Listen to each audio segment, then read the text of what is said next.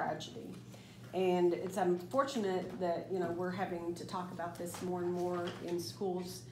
But it really says that things weren't so different in Maria Montessori's time, that children in her day and age were exposed to poverty, they were exposed to racism, they were exposed to war, they were exposed to sexism, all kinds of things that we're exposed to and our children are exposed to today. But the difference is that the media provides instant information to our children, and that didn't happen back in her day, and so they were somewhat removed from it.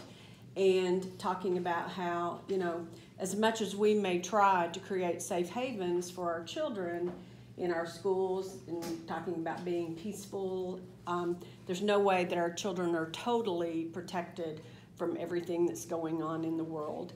And the author of this article feels like, you know, it's important for us to talk to children about those things when those things come about.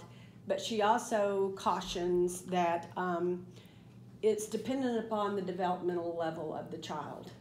Obviously, high schoolers, middle schoolers are more equipped to handle some of those conversations than our primary children or even lower elementary children. And so we really have to be careful when we're talking to children. And she said that, you know, Montessori warned adults that it was very easy for the child to take on the personality of the adult.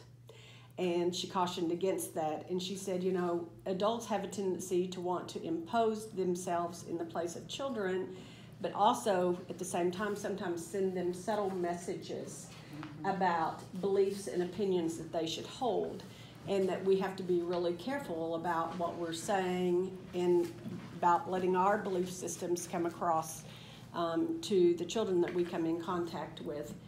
And she said it's really important for us to make sure that when we are talking to children about those kinds of things, that our own feelings and our own emotions are in check, and that we have a good understanding of how we feel about things, but that we're not necessarily carrying that forward into the classroom discussions as the adults.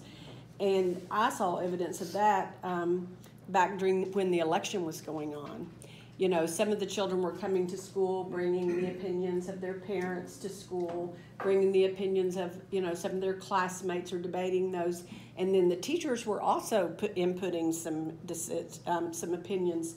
And while those might be healthy debates at an older level, it's not necessarily appropriate at the younger level to be imposing our viewpoints and perspectives. It's kind of like I had one teacher say to me after the election was over, well, what should we tell the children about the outcome of the election? I said, well, you tell them the facts, you know, right? You tell them there was an election, this is the democratic process, and some people got what they wanted out of the election, some people did not, and this is, you know, called a democracy. But they were a little mortified by the outcome themselves, so they were, you know, kind of wanting to steer the children in their direction. So this article just really cautions about that, and says, you know, by all means, we have an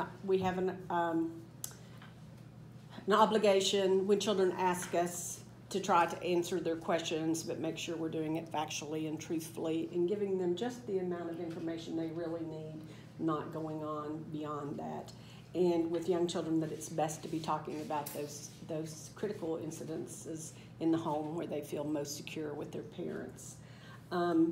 So if you wanted some information as a parent about some articles about how to talk to children, they're here. I'm happy to send this to anybody who might want it. These might be some good things to put in Thursday news throughout the course of the year if people want that type of information. But I thought that was very timely.